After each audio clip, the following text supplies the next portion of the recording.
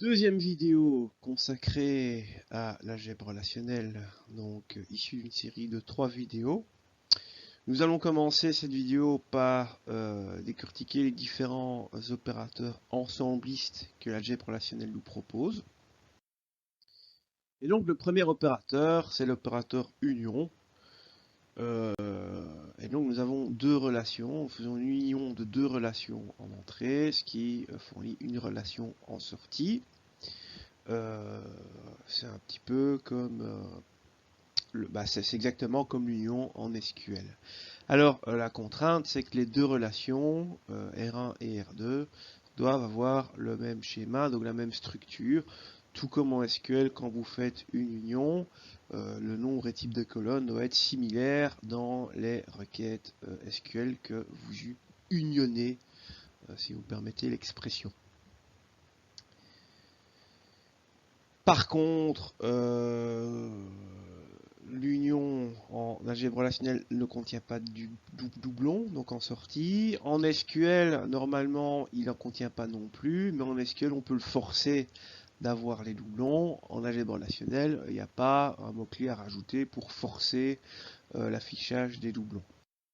Donc, prenons un exemple concret. Nous avons ici en noir à gauche nos deux relations que nous allons utiliser dans une union. Nous avons l'expression ici, nous allons faire moto union voiture. Et on a simplement le contenu de moto qui vient ici au-dessus, auquel on colle en dessous le contenu de la relation voiture. Alors, quand nous inversons l'opérateur union d'un point de vue symbolique, donc nous retournons le U, nous obtenons l'intersection. Donc de nouveau, R1 et R2 doivent être des relations de schéma identiques. Et l'intersection aura pour effet de construire une relation qui sera constituée des enregistrements communs de relations. Donc si on retrouve des données identiques ici et là, nous allons conserver que ces données-là. Donc ça c'est le principe de l'intersection. Alors, ça on l'a dit, ce sont donc deux relations qui ont le même schéma comme pour l'union. Et l'équivalent en langage SQL, c'est le mot-clé intersect. Cependant, comme nous le rappelle Kumiko, intersect n'est pas toujours disponible. Avec MySQL, là, en SQL, LSR MySQL, là vous n'avez pas le mot-clé intersect. Cependant, si vous voulez absolument faire une intersection avec MySQL, parce que vous n'avez pas le choix, c'est ce que vous devez utiliser, il y a qu'un moyen de le faire sans cet opérateur. Alors d'habitude, là, je les étudiants réfléchir un petit peu, mais en vidéo, je vais pas faire une pause de 10 minutes. Donc, ici, en SQL, il suffit de faire un select les données qu'on veut d'une table. Et donc, imaginez la table dans laquelle il y a une seule colonne value. Et on sélectionne que ceux où value se retrouve dans le select de la seconde table. Donc ici c'est l'équivalent en table 1, c'est l'équivalent de la relation 1, et table 2 l'équivalent de la relation 2. Donc nous sélectionnons toutes les valeurs value de la table 2 et on sélectionne tous les tuples qui ont la même valeur de value de la table 1. Alors il y a le mot-clé distinct qui est ici rajouté pour obtenir le même résultat qu'avec une expression en algèbre relationnelle. Donc en algèbre relationnelle, le mot-clé distinct est systématique et implicite si on veut faire une conversion SQL. Alors d'un point de vue concret, si nous avons deux relations, véhicule 1 et véhicule 2, nous opérons ici l'intersection de ces deux relations. Nous allons donc conserver que là où les tuples qui sont identiques dans ces deux relations. En l'occurrence ici, il n'y a que la Fiat Panda jaune, donc 4 Fiat Panda jaune qui est identique des deux côtés. La Porsche 911, elle est considérée comme différente, parce que regardez si on a bien Porsche 911 transparente des deux côtés. Mais ce qui change, c'est que dans une relation, c'est l'ID 6 et dans l'autre, c'est l'ID 5. Donc ces tuples sont considérés comme différentes et ne font pas partie de la relation de sortie de l'intersection. Et donc c'est exactement comme dans la théorie des ensembles, on a l'intersection de deux ensembles. Alors, troisième opérateur de cette série, nous avons la différence. Le symbole, c'est comme le moins, comme la différence en maths, c'est facile. Et l'effet est un petit peu le même. Donc, nous allons soustraire de la relation R1 le contenu, lui soustraire le contenu R2. Donc, s'il y a des tuples communes entre R1 et R2, nous allons les retirer de R1, enfin pas les retirer de la relation elle-même, mais dans le résultat de cette opération, les tuples communes de R1 avec R2 n'apparaîtront pas. Ensuite, donc, comme pour toute cette catégorie d'opérateurs, les relations doivent avoir le même schéma. En SQL, le mot-clé qui correspond à la différence, c'est except. Oracle, le renommé, eux, ils appellent ça minus.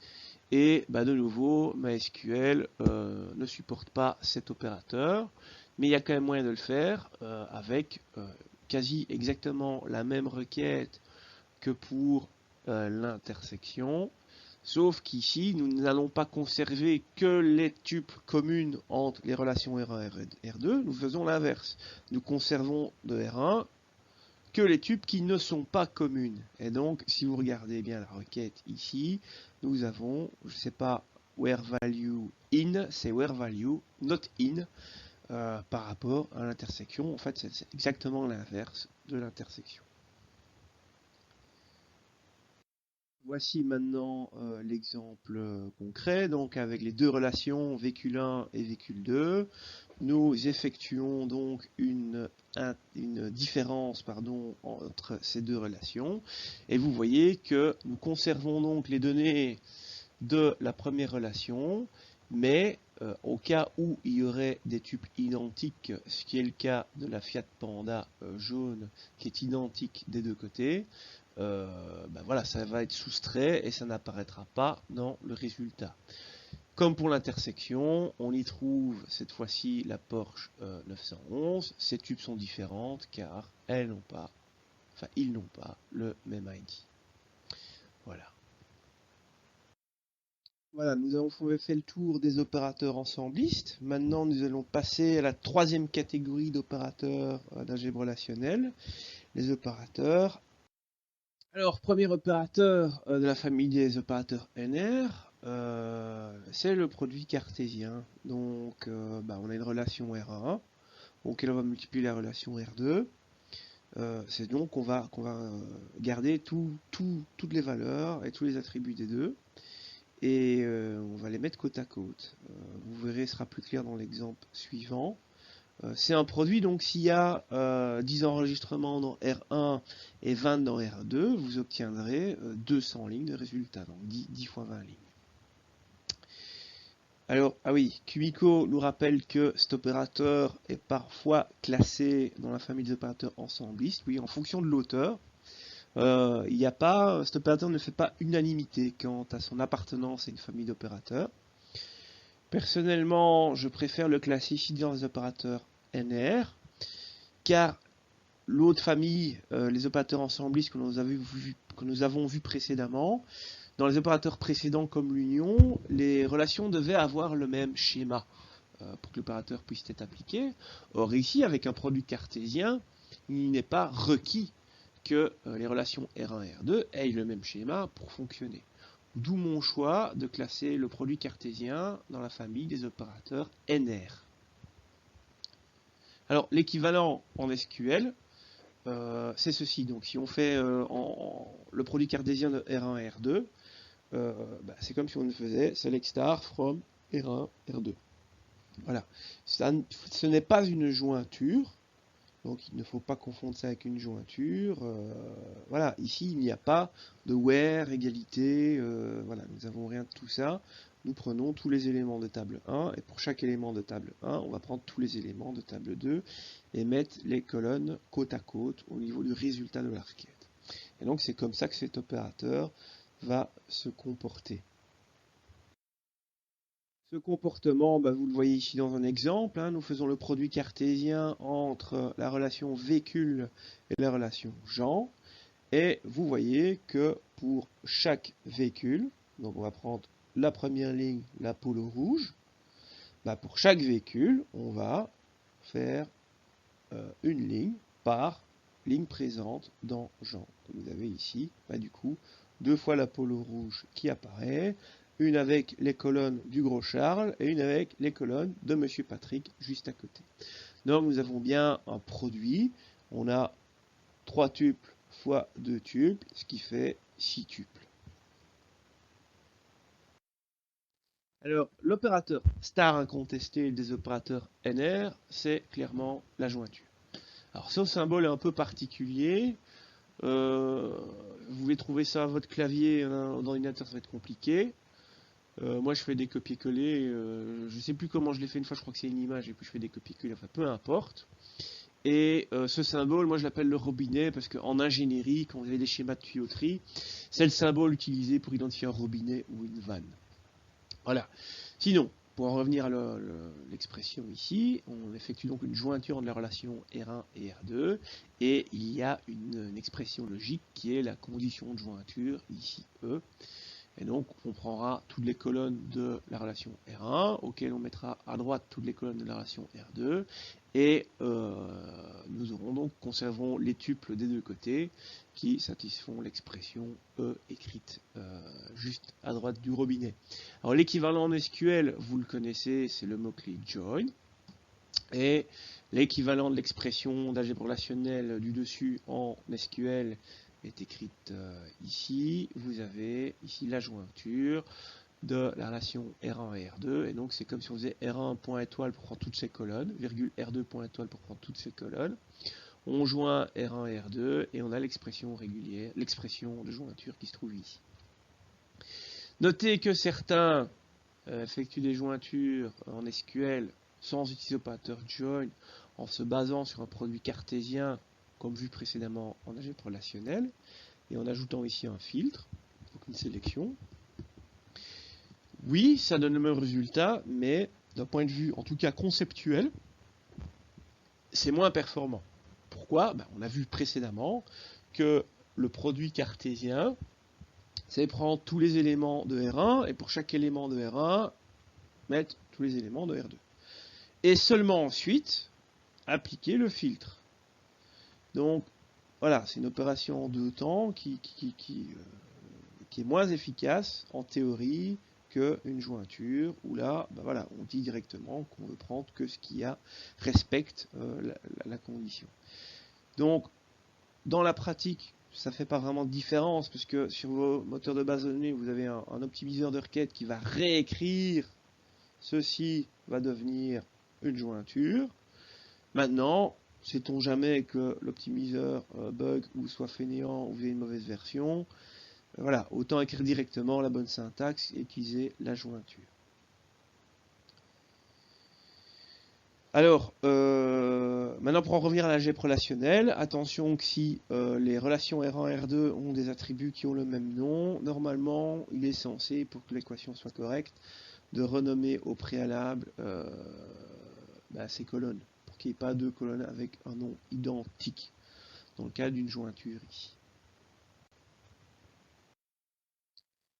Alors, de nouveau, un petit exemple concret pour l'opérateur de jointure. Donc, si nous effectuons une jointure de la relation véhicule avec la relation Jean, sur la condition ici que IDMEC doit être égal à propriétaire, nous obtenons le résultat suivant. Nous obtenons la relation suivante, et nous voyons que nous avons uniquement que les tuples qui respectent cette expression. Donc, par exemple, pour l'Opel Corsa, il n'y a pas de propriétaire correspondant à la valeur nulle dans la table Jean.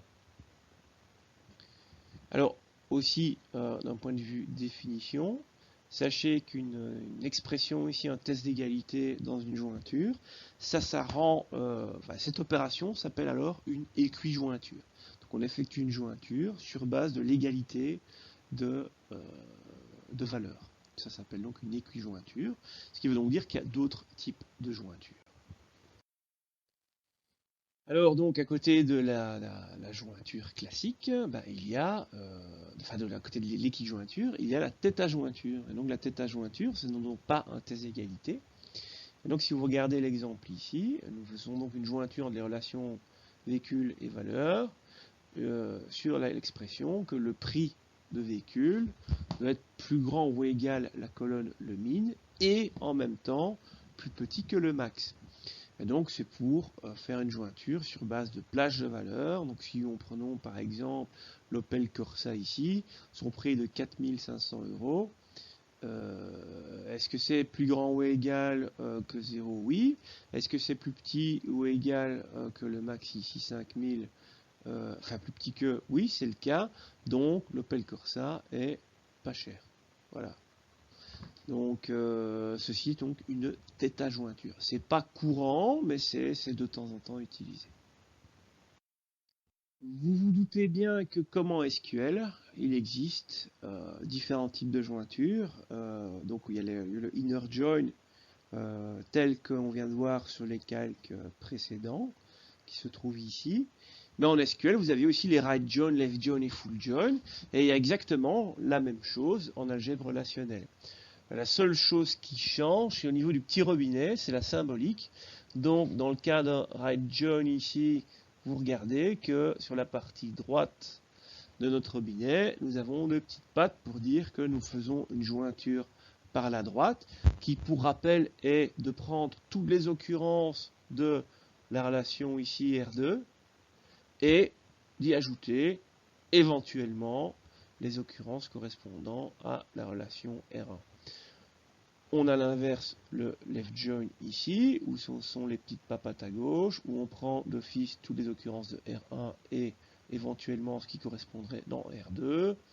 Et on a alors le full join, et c'est bien, ils n'ont pas changé de symbole, il suffit de mettre les papates des deux côtés. Et donc là, on prend toutes les données, qui aient ou pas des occurrences correspondantes qui vérifient l'expression de la jointure.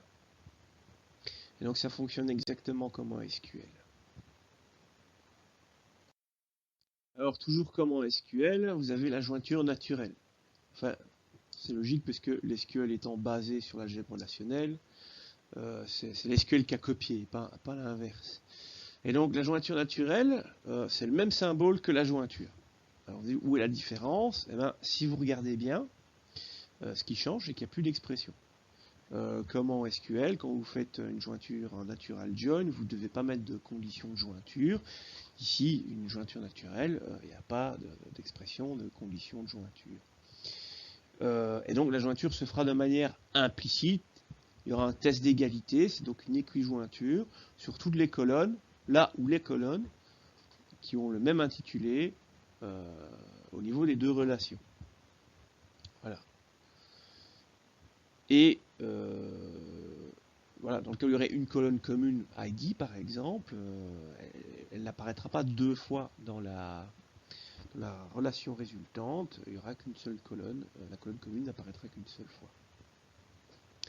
Alors, notez que s'il y a plusieurs colonnes qui ont le même nom, mais que vous voulez que la jointure naturelle se fasse que sur une partie de ces colonnes, il y a moyen de le définir ici en rajoutant en petit les noms des colonnes utilisées pour cette jointure naturelle. Voilà. Comme en SQL où il y avait la commande using, on rajoutait les noms des colonnes utilisées pour la jointure naturelle.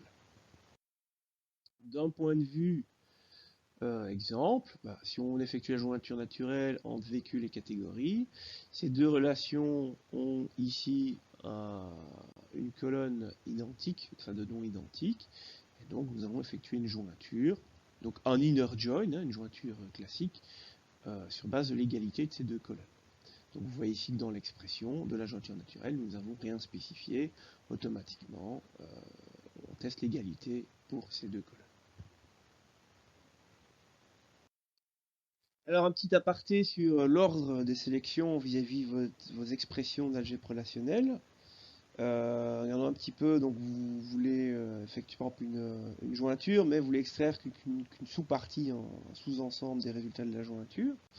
Donc vous pouvez, comme dans cet exemple-ci, d'abord au préalable sélectionner, effectuer votre sélection. Donc on voit ici que nous ne voulons extraire que les voitures de marque Opel et stocker ceci donc dans la relation V et seulement ensuite effectuer la jointure avec la relation couleur pour y associer aux différents véhicules de Marc-Opel les couleurs correspondantes. Ou bien, vous avez l'autre approche, qui est d'effectuer d'abord la jointure entre voiture et couleur, et ensuite, ce résultat-là, on va conserver que les véhicules, que les tuples qui ont pour valeur de la colonne marque Opel. Alors, c'est là où je demande aux étudiants généralement qu'est-ce qui est préférable par rapport aux deux. Et dans la pratique, il est sûrement probable que la meilleure solution est la première. Parce qu'ici, vous allez d'abord, première étape, diminuer l'ensemble de données en n'extrayant qu'une partie des véhicules et seulement en étape 2, effectuer la jointure. Donc, ce qu'il y a de plus performant, c'est généralement de réduire le dataset le plus vite possible. Tandis qu'ici, votre filtre, dans l'autre version, vous effectuez votre filtre sur un plus grand ensemble de données que précédemment. Alors, comme dit précédemment, avec en tout cas un équivalent de ces requêtes en SQL, il y a un optimiseur de requêtes qui intervient, qui réécrit ça, mais autant effectuer les tâches efficacement d'entrée de jeu. Outre l'opérateur de jointure et de jointure naturelle de l'algèbre relationnelle, vous avez également l'opérateur de semi-jointure. Cet opérateur conserve la même symbolique, sauf qu'il manque un petit bout à droite. Alors qu'est-ce que ça donne comme effet? Vous voyez ici l'expression de la semi-jointure entre les relations véhicules et gens. C'est comme si nous effectuons une jointure naturelle, parce que vous voyez qu'il n'y a pas d'expression, il n'y a pas de condition de jointure. Et donc le système le principe c'est de regarder les colonnes qui sont identiques dans les deux relations et d'effectuer une équijointure pour les données de ces colonnes-là. Sauf que par rapport à une jointure naturelle, vous voyez que ici sont absents de la relation résultante les colonnes de la seconde relation. Donc c'est comme une jointure naturelle, sauf que nous ne gardons que les colonnes de la première relation. Alors en SQL, c'est une jointure naturelle, c'est pas un opérateur spécifique, c'est juste que quand vous faites select ensuite les noms de vos colonnes, vous mettez que les noms des colonnes de la première table, la table de gauche. Voilà. Donc il n'y a pas besoin d'un opérateur spécifique en SQL pour faire une semi-jointure, contrairement à l'algèbre relationnelle où ils ont un opérateur spécifique. Alors, il y a également encore un autre type de jointure en algèbre relationnelle, ça s'appelle l'anti-jointure. Ça va en gros effectuer un peu l'inverse de la jointure. Donc dans l'exemple ici, vous voyez qu'on effectue l'anti-jointure entre les relations véhicule et gens. C'est donc l'inverse d'une jointure naturelle. Donc regardez, on regarde ce qui est, il va effectuer une jointure naturelle pour les colonnes qui sont communes entre les deux relations. On voit que pour VW Polo, on trouve le gros Charles, et pour Mercedes, on trouve Monsieur Patrick. Donc dans une jointure naturelle, on aurait eu ces valeurs-là mises en deux lignes. Et pour l'Opel Corsa, on ne trouve rien du tout.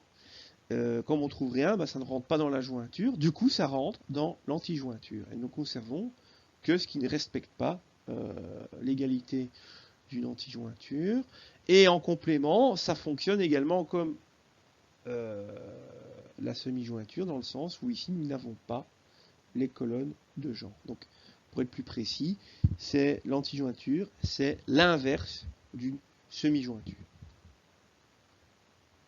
Ce qui clôture notre deuxième vidéo de série de 3 vidéos consacrées à l'algèbre relationnelle.